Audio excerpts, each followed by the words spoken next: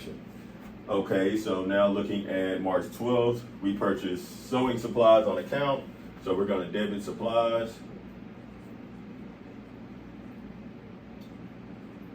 We're going to credit AP since we did it on account, and that amount is 120 bucks.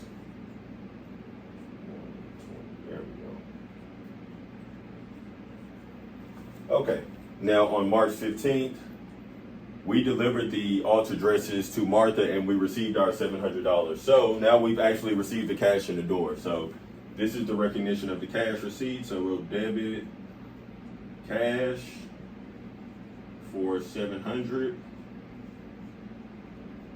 and then we'll credit AR to take that amount out of the receivable because we received the money that Martha owed, 700.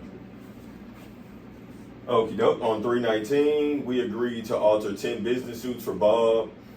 Buttons received $600 from Bob and promises the suits to be complete by March 25th. So this is a little bit different from the one that we just saw with Martha. So for this one, Bob actually paid ahead of time and we haven't done the work.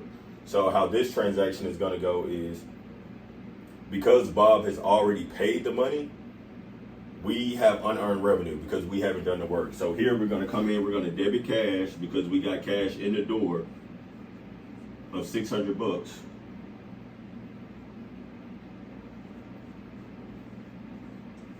And then we're going to credit deferred revenue or unearned revenue, whichever one you want to call it. They're both the same account. I call it unearned revenue because we have not earned the revenue yet for 600. Okay. March 25th, we delivered the altar suits to Bob. So since now we've actually done the work, we're going to recognize that revenue that we got. So what we're going to do is we're going to debit our unearned revenue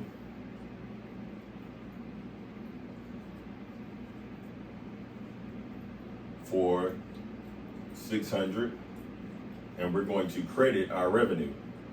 So basically what we did was we took this amount, this $600 from a liability account of unearned revenue to a revenue account of 600, meaning that we actually can recognize the revenue on our books for the month. On 3/30, we paid utility expenses for the current period. So here we're going to debit utility expense for 85. We're going to credit our cash for 85.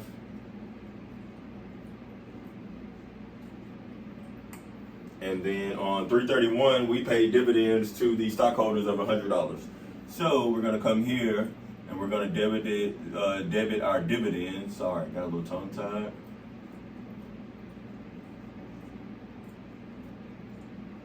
That's a V. In the amount of $100.